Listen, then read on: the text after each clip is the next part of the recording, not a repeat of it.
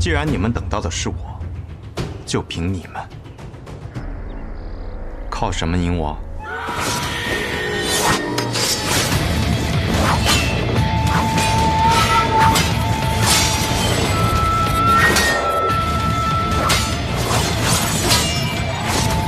撑住，苏雨。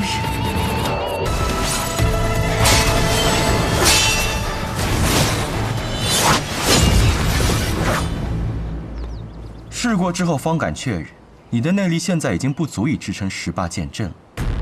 如今单靠手中一柄剑和一具重伤之躯，你还能是我的对手吗？看来今日是不能与你尽兴一战了。若非我已用了18剑阵，你又岂敢与我一战？哦，倒是很少见你这般说话了。平日里遇到你，怕是连情绪波动都难以见到。看来你是真的急了，想用这样的办法来激怒我。即便如此，你依然不是我的对手。当年你我并称两家年轻一代第一高手，可你会的，木子哲也会，而我会的，就连苏老爷子也未曾见过。是吗？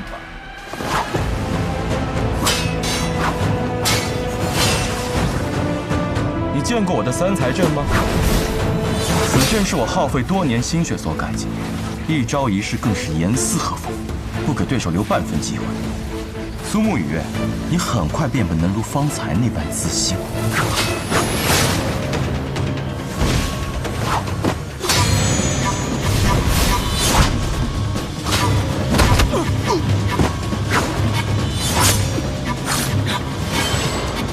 别费劲了，他们都长期服用了我穆家新调制的雀筒散，不知疼痛，只知听令进攻。主攻击的掌怀剑，主防御的秋风落，再加上主偷袭的白袖剑，几乎无懈可击。不愧是纸伞鬼，竟没过几招就看穿我的剑阵组成。不过你忘了，还有一个我在阵外观察着你的每一招，局外人总是看得更清楚一些。母生，东南凯门；母痕，正北修门；母凤，四塔西海。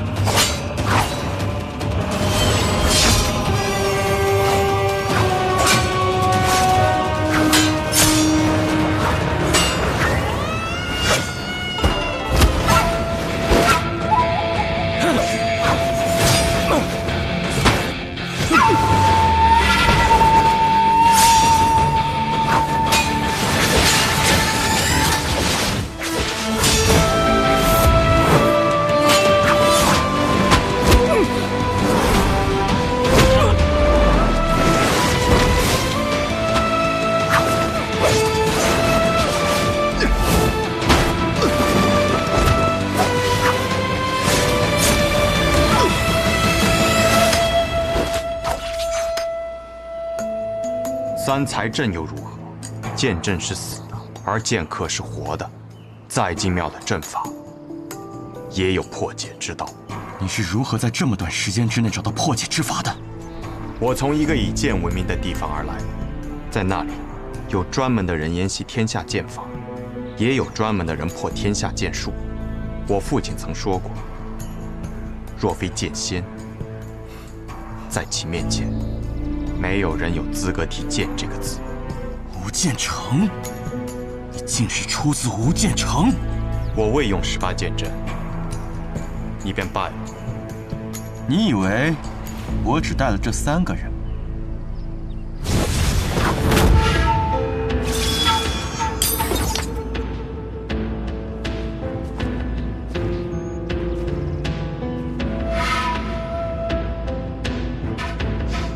桃花面，是大吉啊！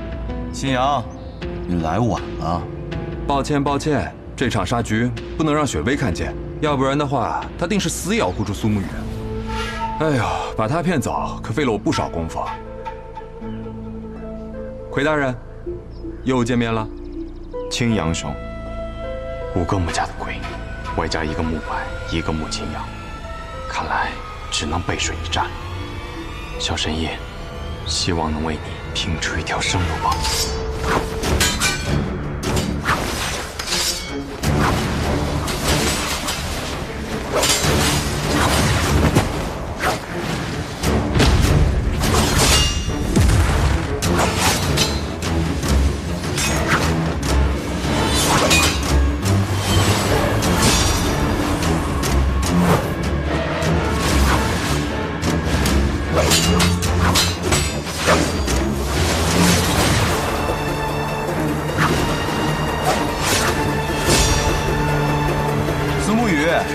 现下这阵，你可撑不了多时。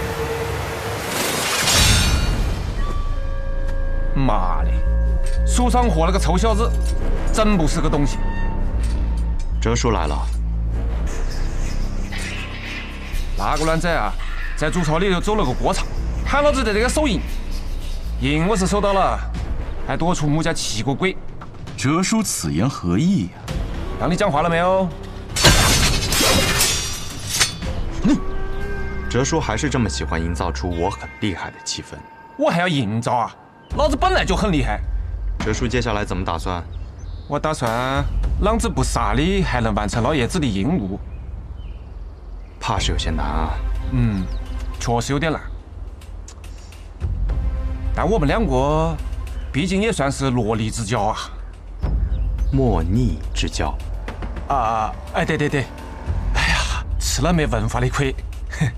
哎，要不这样子嘛，我们两个联手，先杀了穆家这几个鬼，剩下来就是我们苏家自己的事了。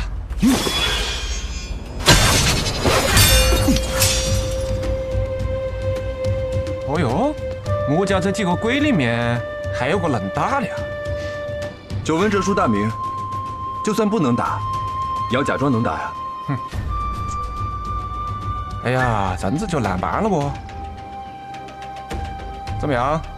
愿与哲叔共同退敌。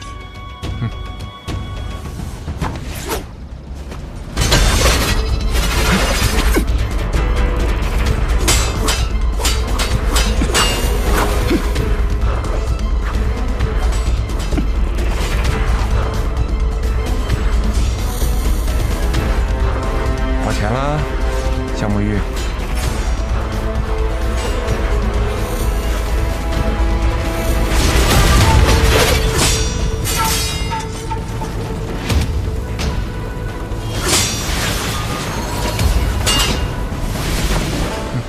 小圣医，又见面了不？苏家苏哲，奉老爷子的命，来送小圣医归西。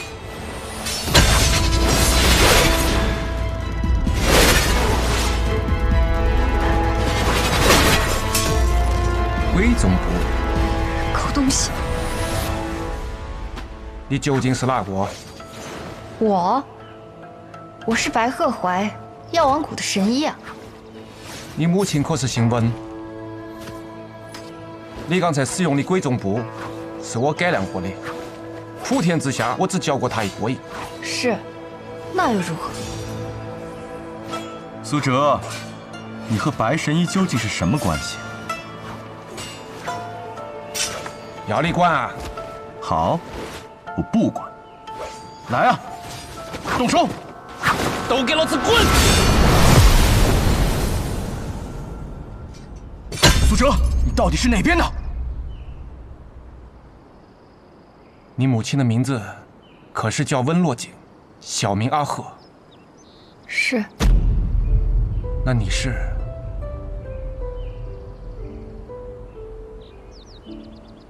我都还没来得及帮你起名字，贺怀是母亲给我取的名字，白鹤南飞，淮水相望。白鹤南飞，真是个好名字啊！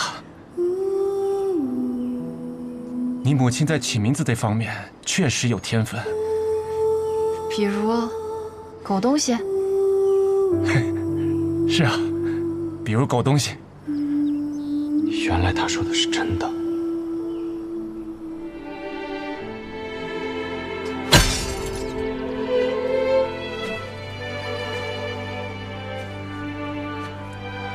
有没有受伤啊？苏哲，你竟敢与外族之人通婚！是有人子，违背族规，你和这个孽种都该死！屁话！整个安河都开始霸道杀大家长了，你跟我这个讲屁的族规？老子在外面找了个漂亮女人成亲，生了个宝贝女儿，你就在这个喊我坏了族规？那你呢？霸道杀大家长，不给你个凌迟处死都亏了。哼！啊，我没想到在这个碰到我的女儿，帮我忙。我想跟我的女儿讲句话，不想挨你打搅了。明白了。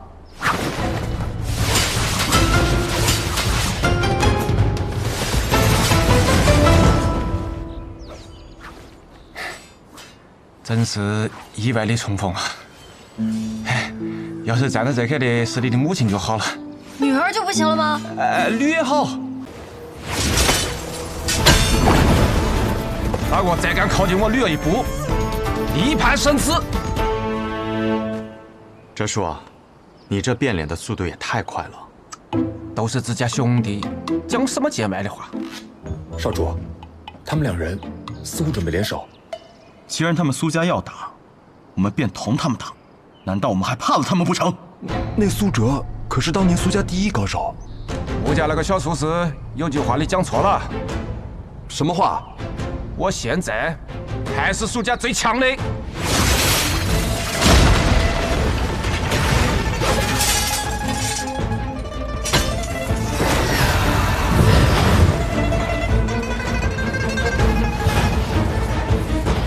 这是什么邪术？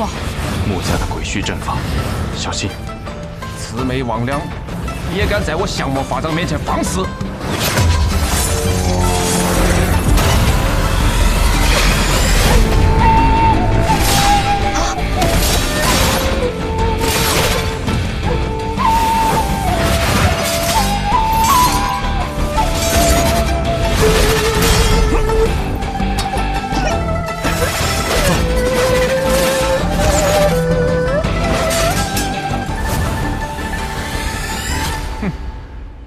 针还没起，就挨我破了。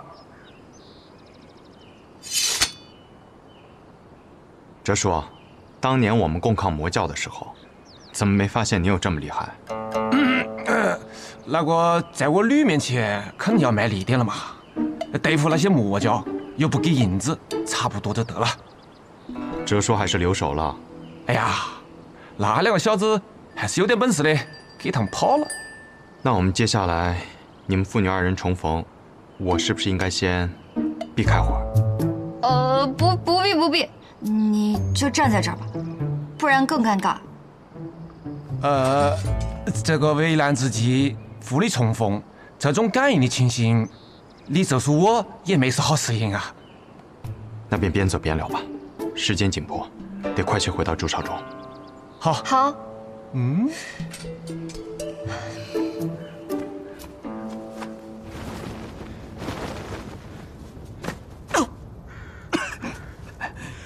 这个苏哲，实力未免也太过恐怖了。毕竟，他曾经是离大家长之位只有一步之遥的男人呢。回去我就要将此事禀报给父亲。这次，我们不仅要杀了大家长，就连苏家也要连根拔起。没错，你说的没错啊。可是，想要家主下定决心跟苏家的人死战到底，似乎还缺了一个契机。什么契机？你的死。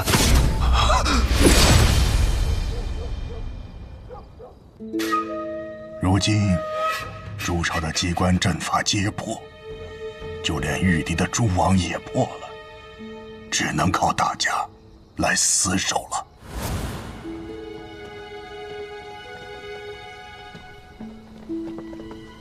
好，诸位辛苦了。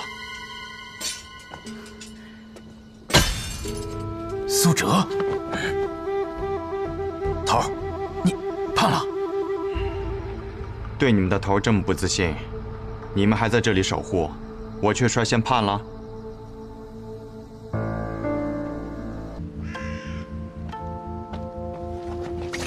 家主，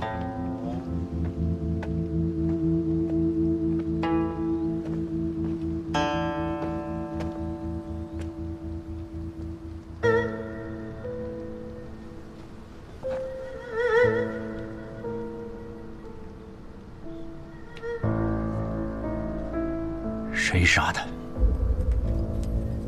苏家，苏哲。若是他的金环，确实会有这样的伤害。苏家竟然派出了这个怪物。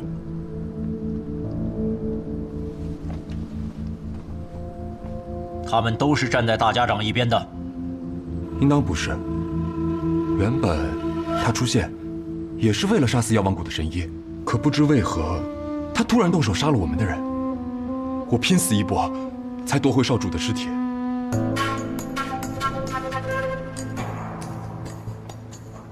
都起来吧！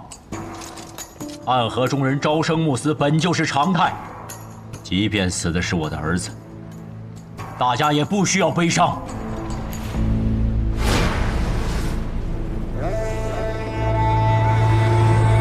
什么人？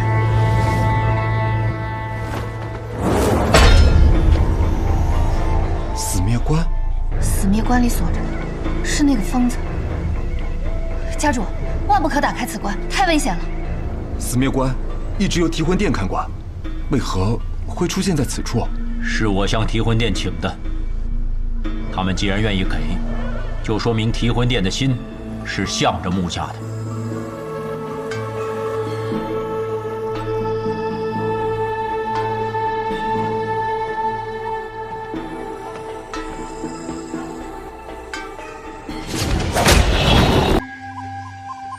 主朝外面传来消息，谢繁华死了，长河杀的，穆伯也死了，我杀的。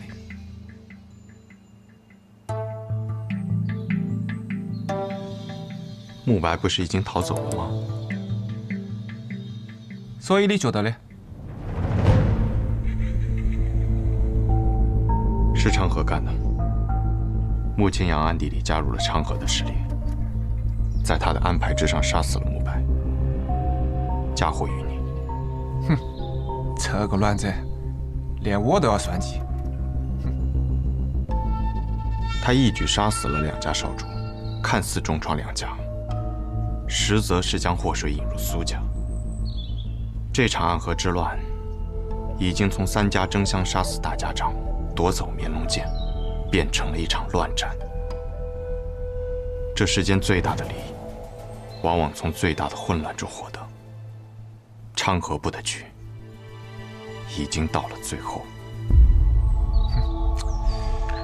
我早就应该猜到了，他并不是在帮苏家主办事，他自己就想得到绵龙剑。可即便握住了绵龙剑，也不是结束。事情从来都没有昌河想象的这么简单。哦，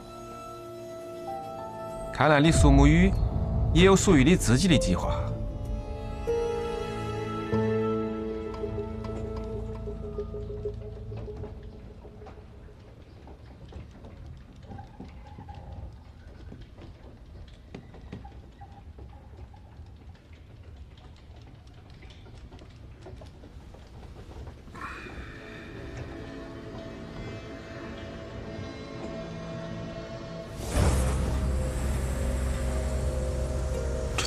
已经解了，难道小神医又回来了？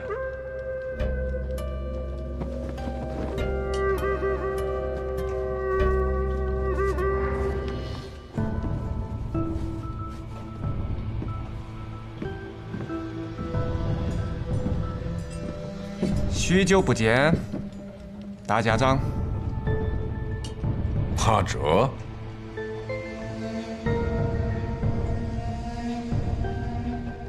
你怎么会突然出现在这里啊？是苏锦辉那小子派你来杀我的？哼，多年前我也曾为大家长拼死一搏过，如今再次重逢，大家长居然讲我是来杀你的。哎呀，真是让人伤心啊！难道不是吗？原本是的，但我那个女将啊，收了钱就要把你治好，我听她的。你女儿？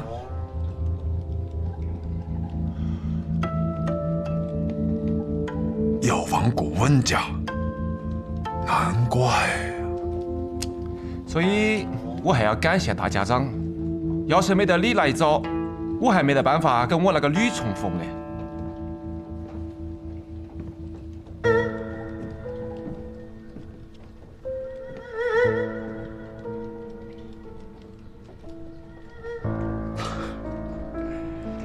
神医，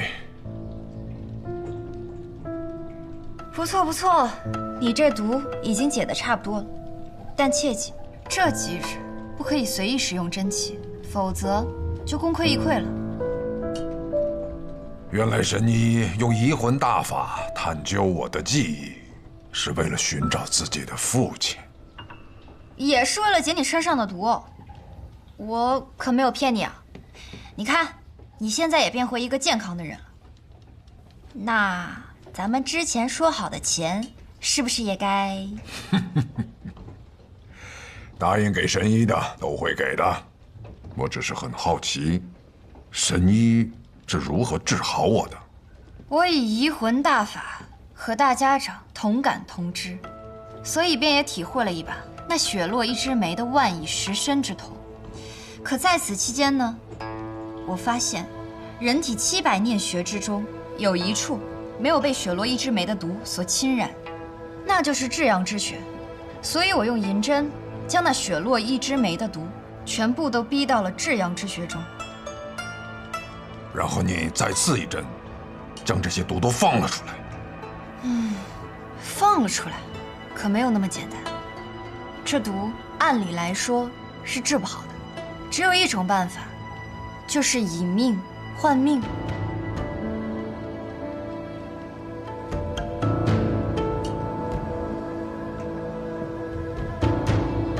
以命换命，这就需要一个内力极其精湛之人，以手掌覆盖至阳穴，将那毒生生给吸出来，也就等同于将毒引至己身。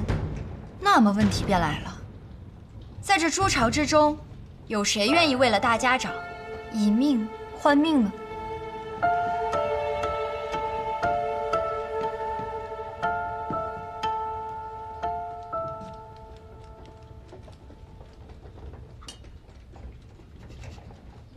阿珂，我还记得我们一同进入诸巢的那日，大家长原本连站都站不稳，却还要在他面前保持着一副正常的模样，不放松一丝一毫的警惕。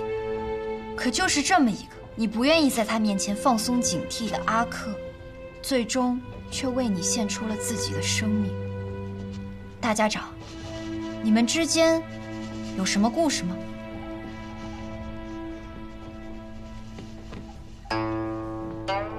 大概就是曾经的2个好兄弟，一个成了至高无上的大家长，另一个呢，成了驼背丑陋的看门人。就是这样子的故事啊。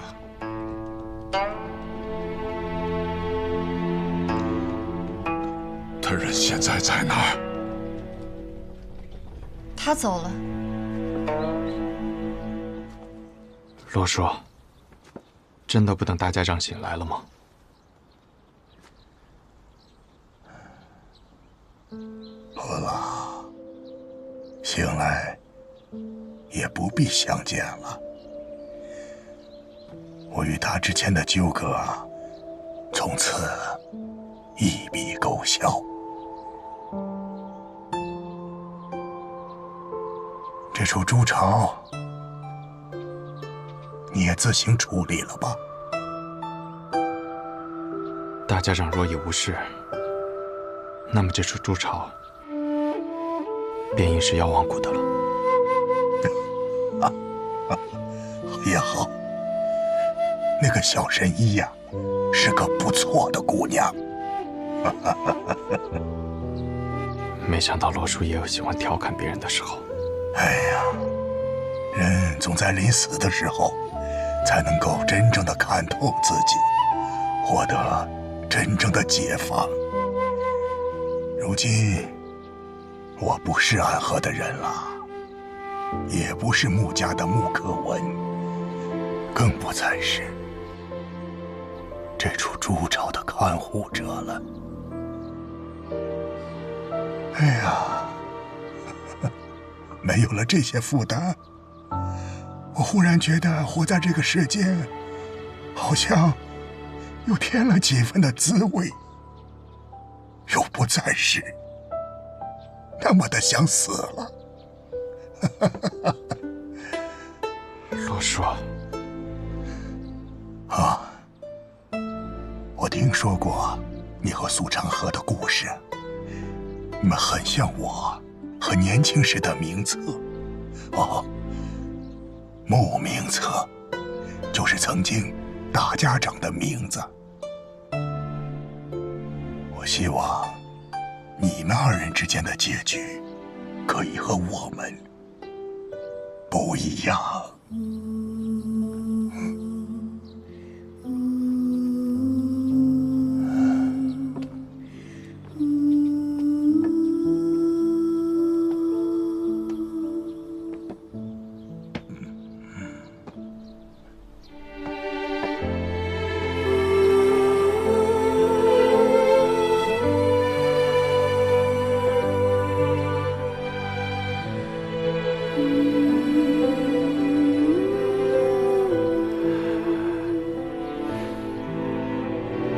他说，欠你的这一次已经还清了，你欠他的，就等下辈子再说吧。他在人生余下的时间里，不再是穆可为，也不属于暗河，不必再见了。他已将你体内的毒素几乎全都吸走了，但还有些残余。我这几日服以针灸，便可全部清除。但切记，这几日千万不可妄动内力，恐使其复发。所以，接下来的事情，是不是跟我们就没得关系了？那就劳烦大家长给提魂殿写封信。我要走了，喊趟魔派营来追杀我哦。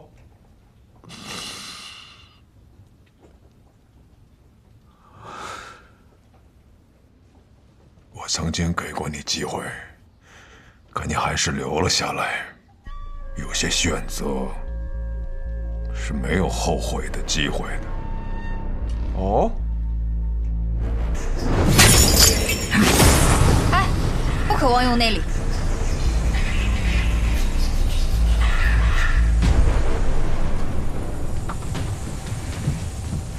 哲叔，先容我和大家长聊聊，再做决定。你讲得对，你先聊，要是聊不通，我再来帮你收尸。那木也就希望哲叔不要替我收尸了。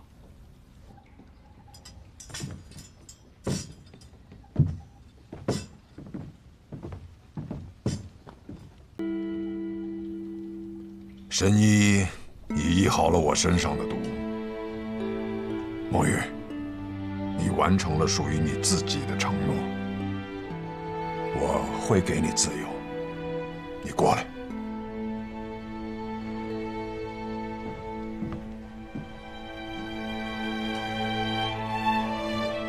当年在鬼窟渊外，我那一剑为你下了生死同之毒，7年之期将至，为我内力刻画，这是我们之间的契约。现在，我为你解毒。不必了，大家长。毒，多年前就已经解了。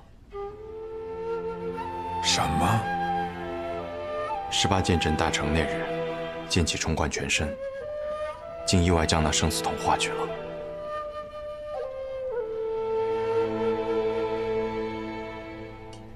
原来是这样。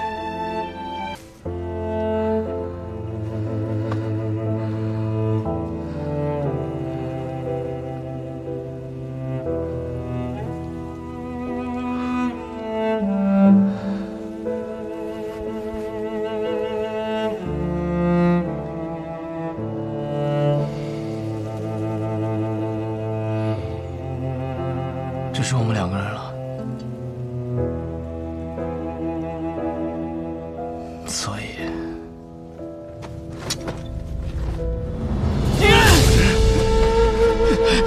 你疯了吗？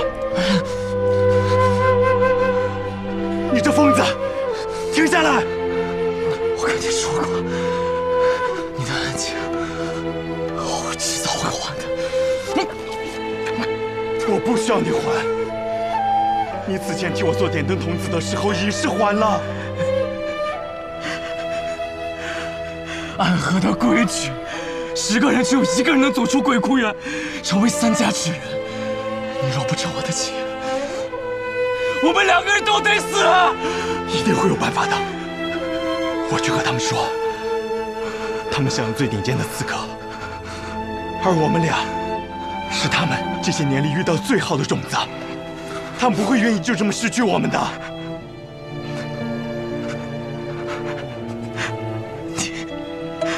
你太天真了。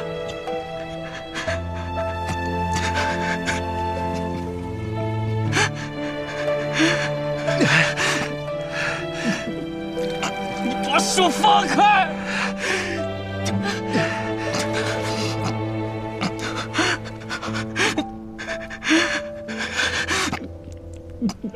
你把手放开！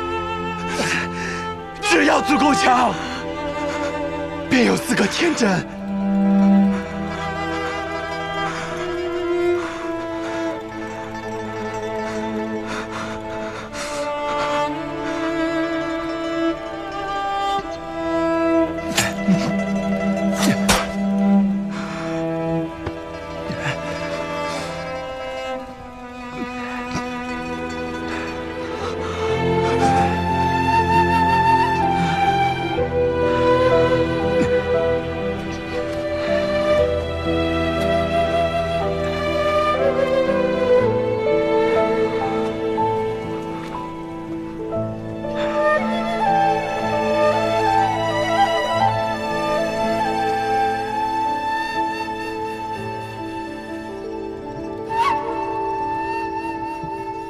谁先了？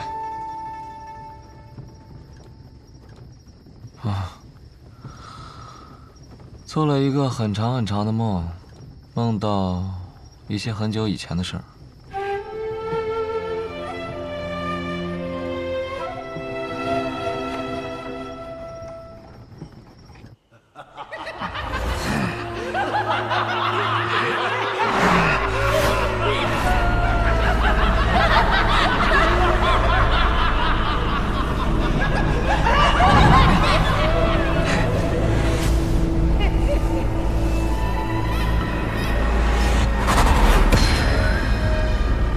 邪魔外道，无尽无身。我们是邪魔外道，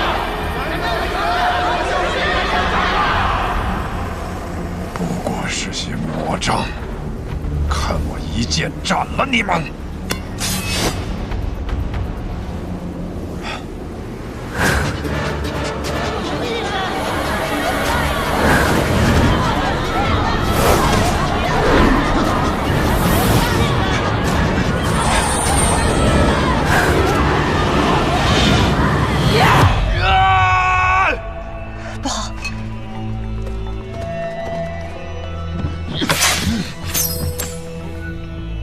大家长，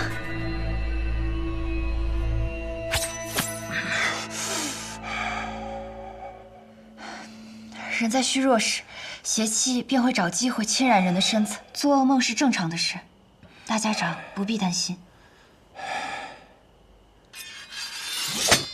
大家长可还安好？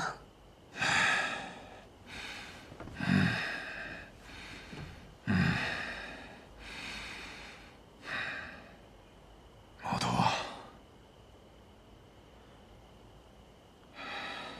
是。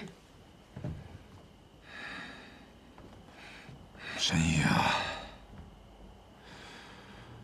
你此生救过多少人？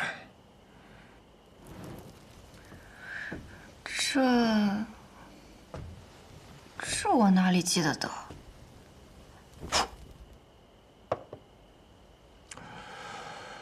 加上唐二老爷，我此生杀过832人，很多人我甚至不记得他们是谁，但心底里总会有一个声音告诉我，那是我杀过的人。其实我不怕这样的梦，当他们出现的时候，我会拿起手边的剑，将他们斩杀得一干二净。我既然杀得了他们一次，那么自然我能杀得了他们第二次、第三次。无论是梦境还是现实，都不会有任何区别。但这一次，当我拔剑的时候，发现手里的剑已经断了，需要让沐雨快些回来。难道大家长就不害怕他在这个时候背叛你们？不会的。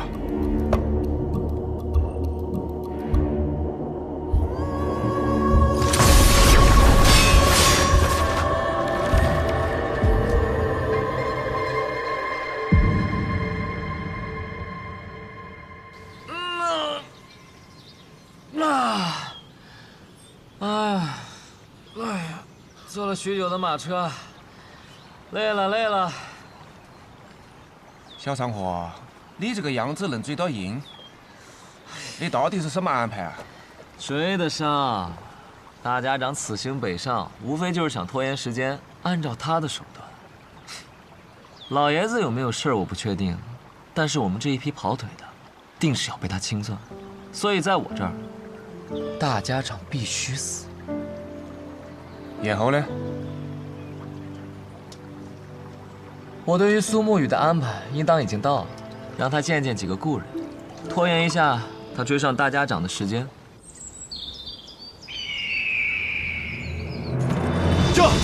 驾！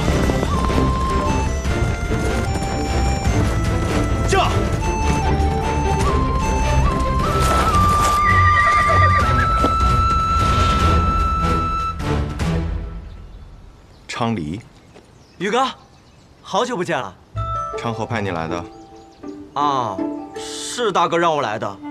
他说让我拦住你，实在不行，就哭到你心软。他是不是觉得我不会杀你？他自以为能猜透我的心，可我杀过这么多人，我也有无法控制住自己杀心的时候。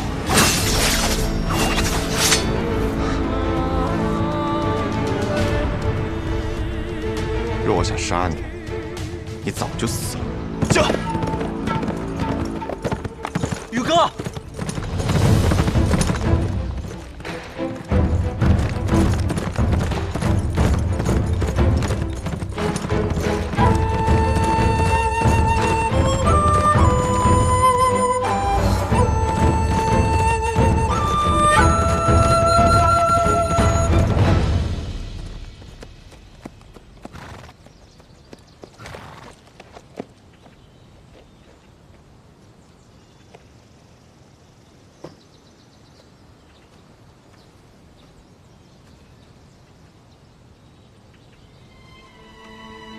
老师，你口中的“老师”这2个字，放在我的身上，我可不敢当。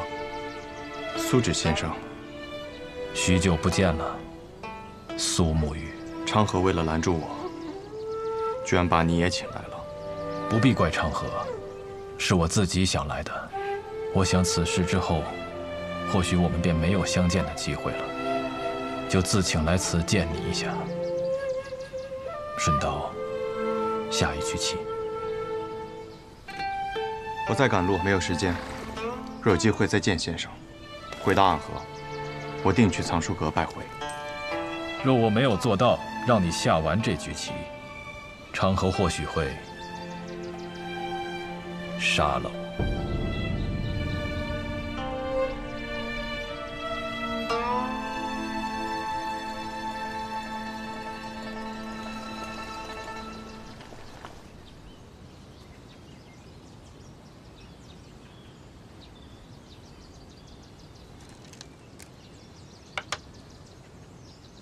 先生来此，是想劝我和昌河联手。你们是暗河这100年来最不可思议的搭档，一起联手破过许多危局。这一次，我相信你们一样可以做到。我听昌河说，4年前你们做过一个决定，他当上苏家家主，你当上大家长，成为执掌暗河的新主人。那他有没有说过？我并没有回答他的决定。大家长他值得你这样做吗？这个问题的答案重要吗？墨雨，当你用一个问题来回答另一个问题的时候，就代表你的内心并不坚固。可这问题没有答案，只有选择。我在苏家待了将近10年，昌河与我更是从同一座炼炉当中走出来的师兄弟。准确地说，我们都是家人。昌河那样的人，可不会把老爷子他们当作家人，他只是把你当作家人。可如今我是魁。我的父亲曾教过我，承诺是比生命更重要的东西。先生您也说过，没了承诺，收了钱的刺客便会因为更多的钱而转头去杀自己的主顾。那么到最后秩序变乱了，刺客便没有存在的理由，暗河也没有存在的必要。你很聪明，但有时候太过于执拗了。已经沦为杀人的棋子，若心中还不存在点执拗，那么活着也像是死了。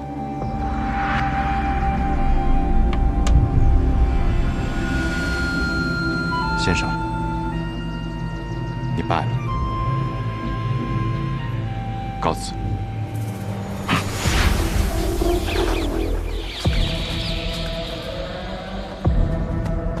宇哥，你赢不了的。3家家主对大家长这个位置觊觎很久，这个机会他们不可能放过。即便大家长最后把生医好了，他们还是会不惜一切代价把他杀了，这是个必死之局。即使死局，那么昌河他到底想做什么？他想改变暗河，跨过暗河，便能到达彼岸。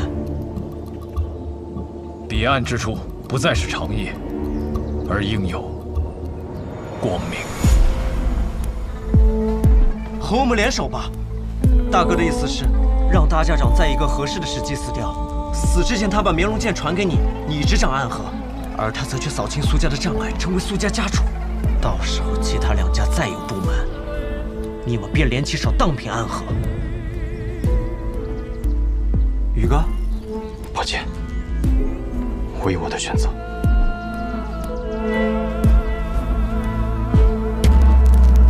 大哥说了，若你拒绝，那他就自己当这个3家之主，到时候不管谁挡在他面前，他都会杀死，包括你，他这一生最好的朋友。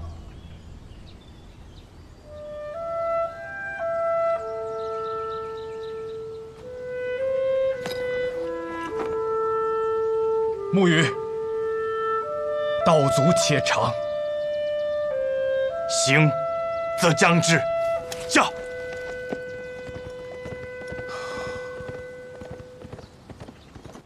先中毒，再解毒，以身试毒。倒是有种不疯魔不成活的意思。只是我不太明白，为了几张银票，神医愿意为我以身试毒？自然是不愿意啊，我又不傻。不过我有一个办法，既能感同身受的了解大家长体内的毒，但同时又不会死。什么办法？移魂大法。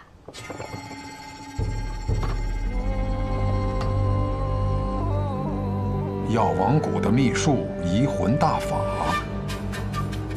若是一旦对某人施用此法，就能和他无感共识，他的过往和此刻的想法，都无法逃脱使用者的眼睛。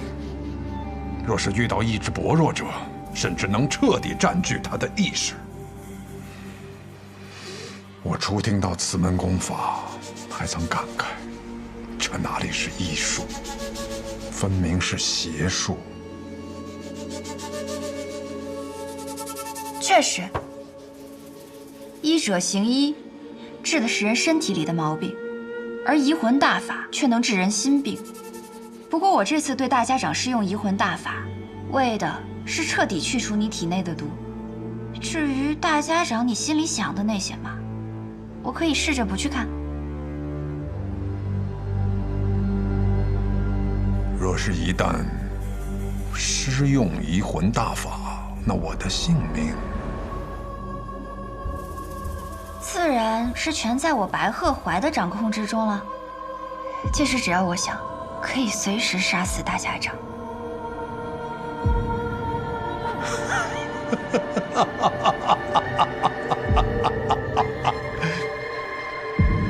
我想试试。大家长能活几日就让他活几日吧，反正我们抓紧时间找机会，先把那小神医给杀了就是。大家长和那个神医有地质社校保护，你那么有信心？哎呀，我派人传了封信，去向了北面那座皇城，里面有一个人出身唐门赫赫有名，是唐二老爷最亲近的弟子。九江琵琶亭内3道暗器震惊天下，是可以与司空长风、百里东君等人齐名的高手。唐灵月。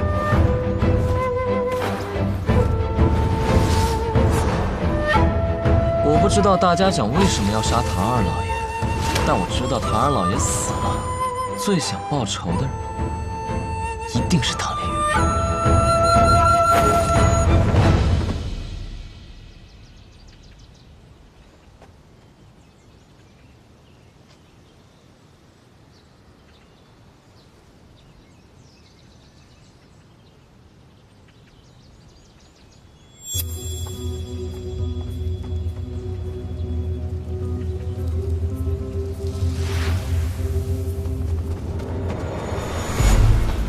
护送大家长离开，快！是。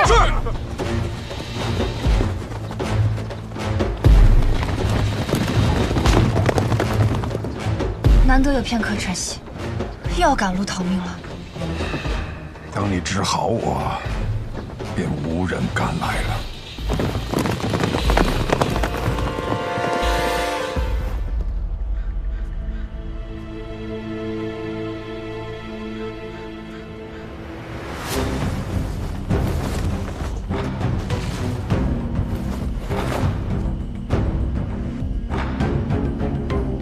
找到你们了，暗河。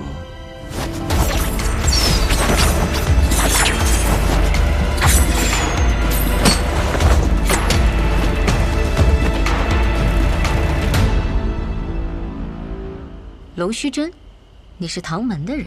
唐门，唐连月。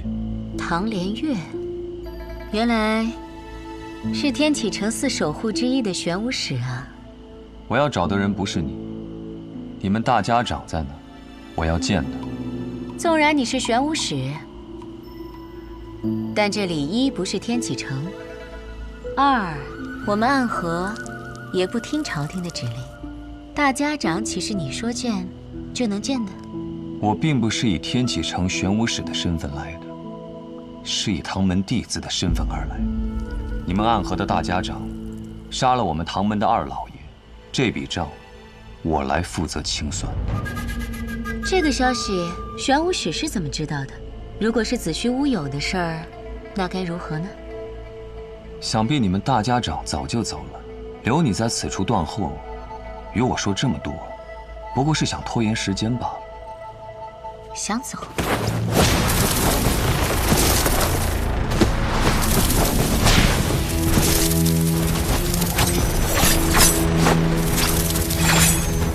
接！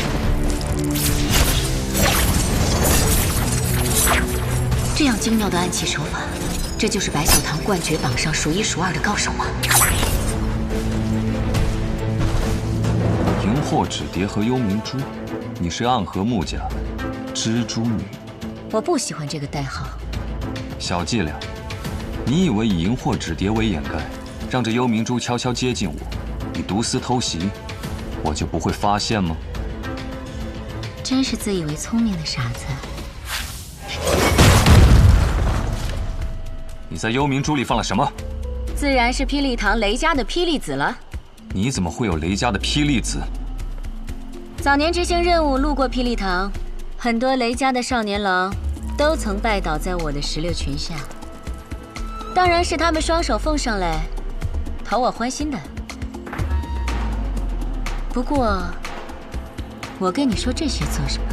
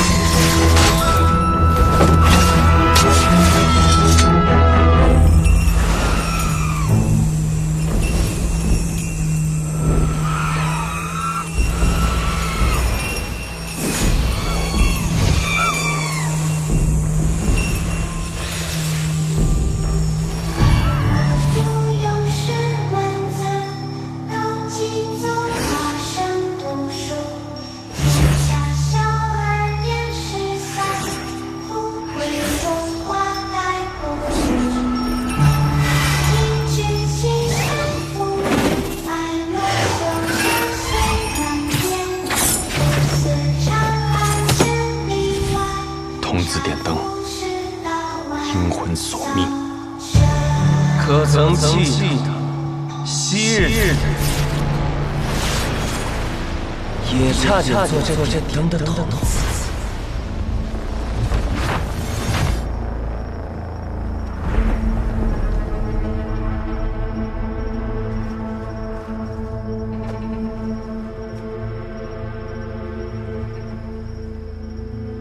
穆家穆英真，你敢与我动手，是想叛离暗河吗？是吗？可我得到的消息是你暗算大家长，意图谋反。我来此杀你，是奉家族之命，救出大家长。看来穆家还真是一片忠心啊！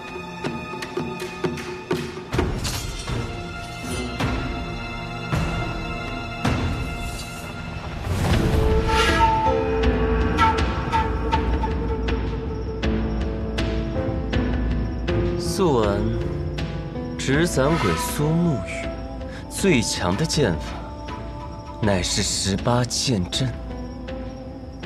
可看你现在这个架势，似乎是觉得我没有资格同时见识你那18柄剑了。你确实没有资格。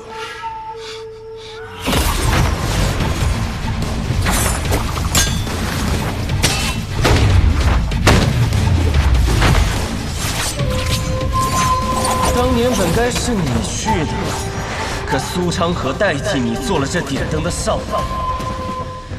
按照我的计划，他们应当都要死掉，可他却被你救了。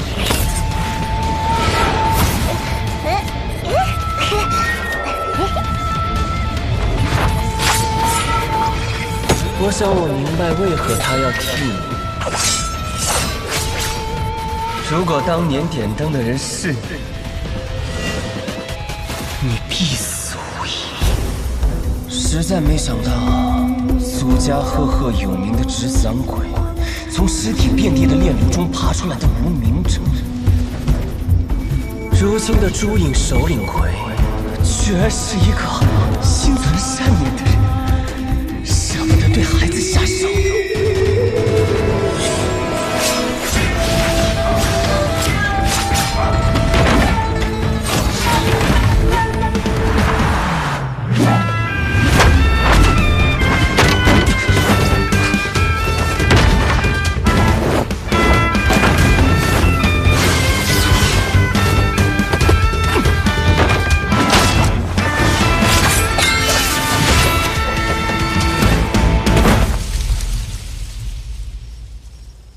你的剑并没有想象中的快。是吗？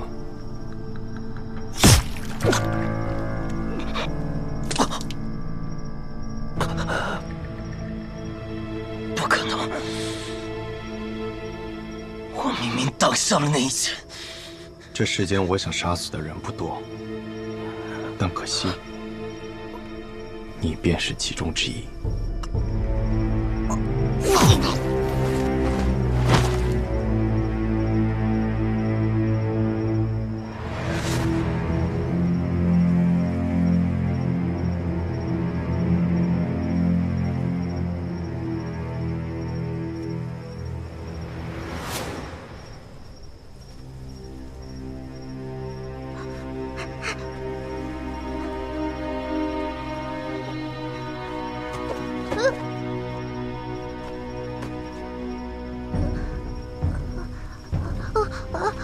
别怕，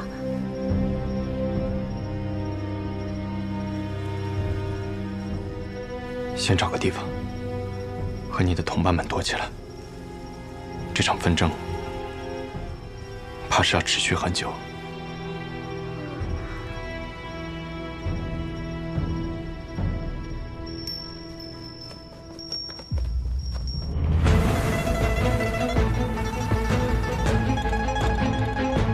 看来天启城的守护使也不是那么难对付。我们唐门并不怕雷家堡，所以我也不怕你的霹雳子。你再动，我便只能杀了你。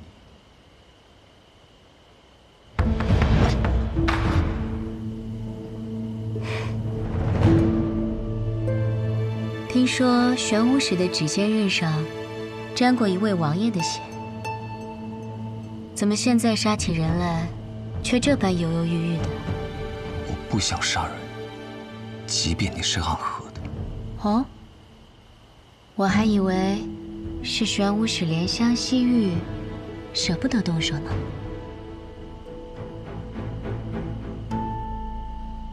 傻瓜。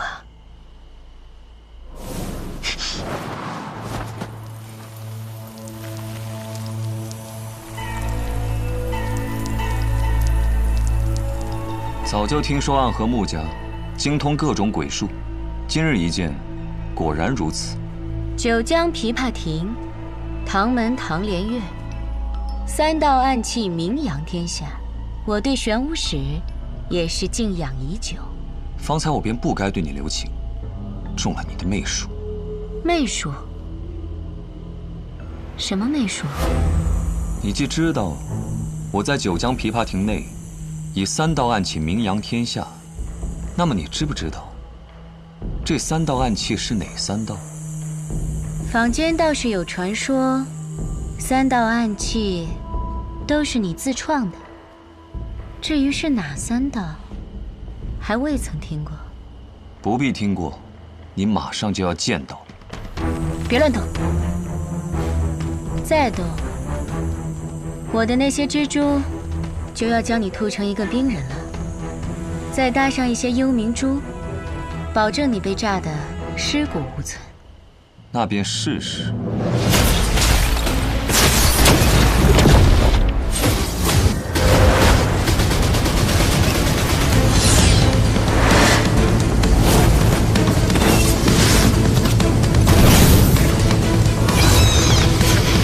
这便是当年那三道暗器中的第一道——千道精明。